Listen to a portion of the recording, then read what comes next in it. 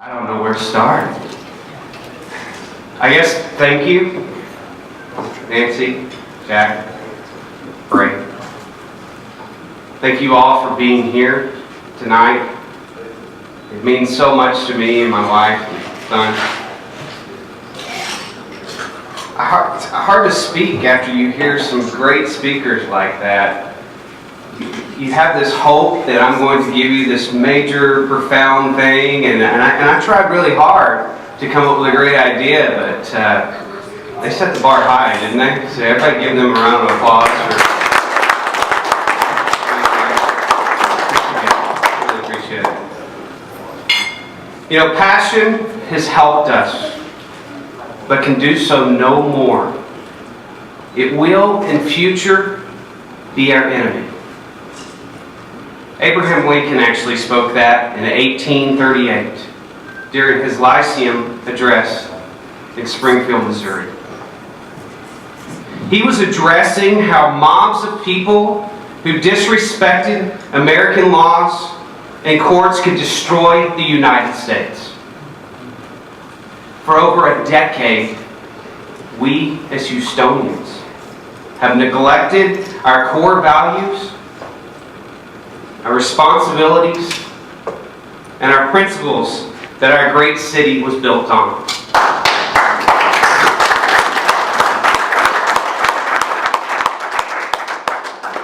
Poor political leadership and implementation of social issues have forced us to take sides against each other.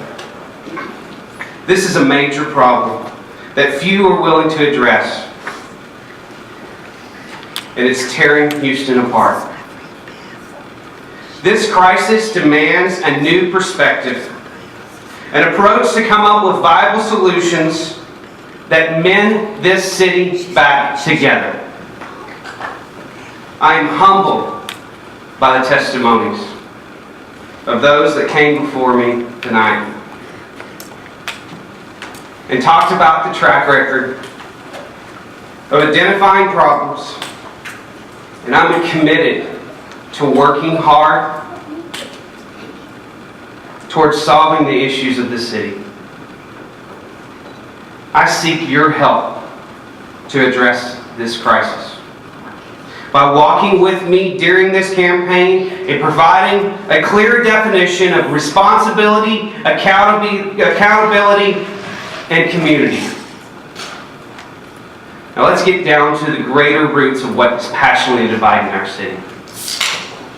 We should be motivated by the next generation to live up to the responsibility as political leaders and constituents, so we don't leave our children like Sean cleaning up our mess. Our main responsibility is to make our city pensions sustainable.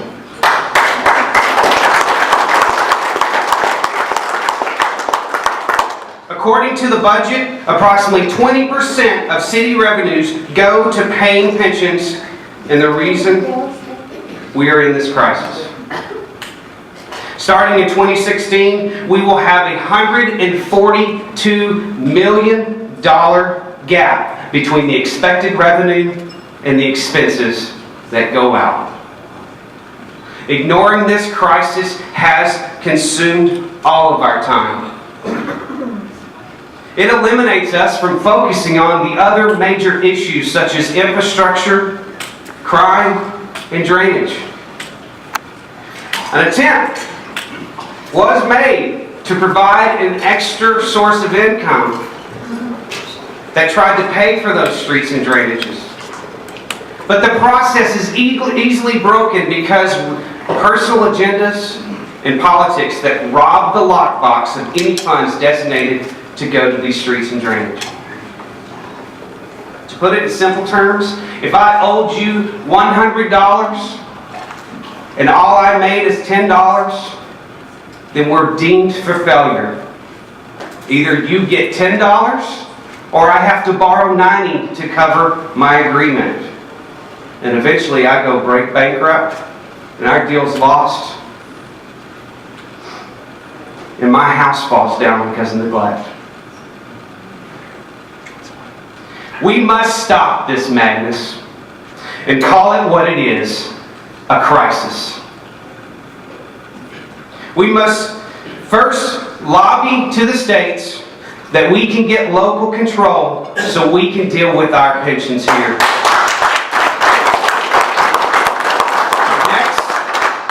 Next, we want to establish a platform where we can work with the unions and come up with a viable solution that first keeps the promise that we have given, but is reformed for all of the new police, fire, and municipal workers moving forward.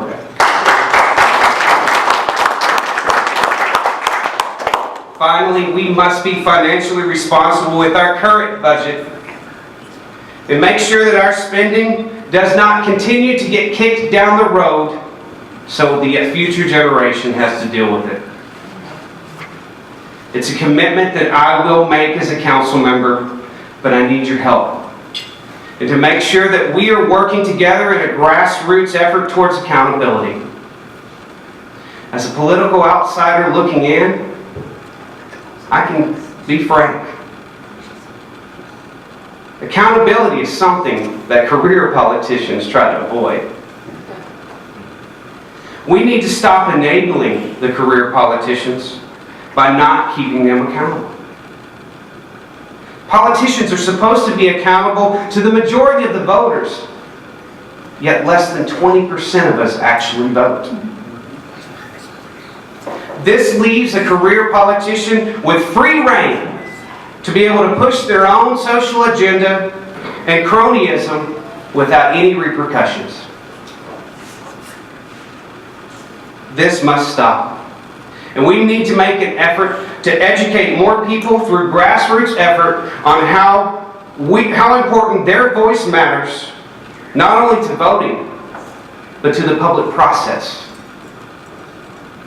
We need to install a sense of civic duty to our neighbors and our children, just like my father and mother did for me. I have learned by my own mistakes that if you don't vote, you don't matter. Yet you're still responsible for the politicians that represent you. Let's refocus our attention to the municipal elections instead of the top-down effect, because we know that doesn't work. We can develop talent through our grassroots efforts to eventually take over the higher offices in state and federal legislatures, governor, and maybe even president. In order for us to identify leaders in our communities that believe in governing for the people and protecting our constitutional rights, we must focus on building up our communities. Our communities are the core of our strength in the city. And we've allowed several factors to diminish that over time. We can start right now by getting to know our neighbors better in this campaign. According to the Pew Research Center, study shows that 19% of us actually knows the name of our next door neighbor. Yet we are hungry for community. We segment ourselves into our social circles, into our religious organizations, political circles, or worse, into the false illusion of friendship in a social media site. My core values have taught me to love thy neighbor, regardless of who they are. And no better example of that was applied with my neighbor, elderly neighbor down the street, Miss Nadine Singleton. I remember the day we bought our house, and she comes over, and she, young, short, African-American elderly woman, she goes, "Who are you and what are you doing here?" Well, I said, "Well, ma'am, this is my house. I'm fixing it up for my wife and I to live here." The next thing that came out of her was, "Welcome to the neighborhood." We ended up establishing a relationship and a bond of trust over the next few months as I fixed up my house. All the way to the point that I remembered one day she knocked on my door with a progress report from her great-grandson who was failing school. And she looked at me with those beautiful eyes and said, "Can you help me with this?" To be honest with you, I had no idea how I was going to do this. But I said, "Well, tell him to come over." So Keelan came over, and I worked his tail off. And first he was excited that he's going to be hanging out with me. But then it was starting to become work. Started crying about it. And said, "You know what? I don't want to do this anymore." And I looked at him, I said, "Get used to it until you get your grades up." Immediately he knew he had an accountability partner far beyond his family, but his neighbors were looking after him. I wish Miss Nadine could be here today, but we lost her earlier this year. But one thing I can tell you is Keelan is on his way to being the first to ever get accepted into college.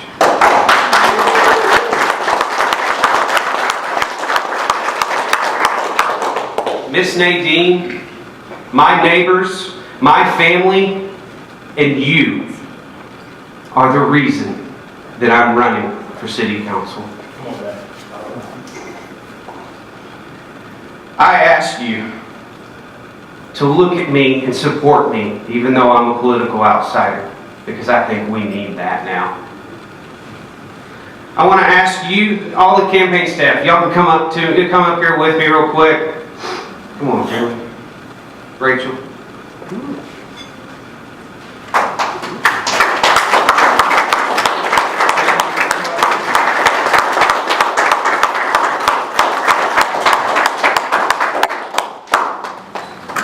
I ask you to stand with this group. Stand together for a strong grassroots effort to provide a clear definition of accountability, responsibility, and community. I don't have all the solutions. What I have is a proven track record in dedicating the opportunity to find solutions by identifying the problem, analyzing both sides of the issue, and coming up with a process to get to the solution, one step at a time. In other words, I want to create a way that we can fix the streets and not just the potholes.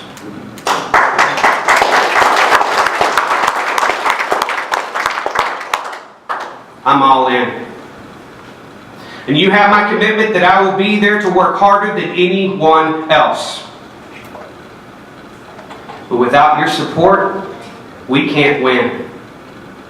But with your support, we can't lose.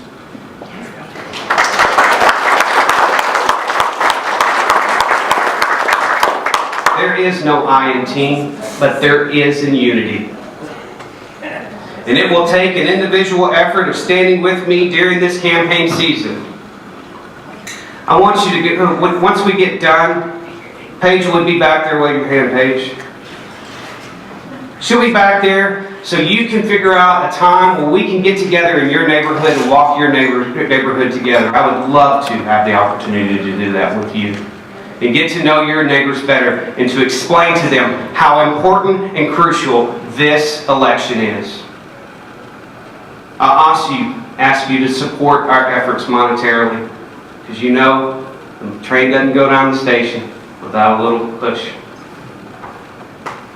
Finally, I ask you to keep me accountable during this whole process of bringing responsibility and community back to City Council, and continue to do so if we get into office. Let's replace passion with compassion for the sake of this great city and restore the faith, hope, and vision back to Houston.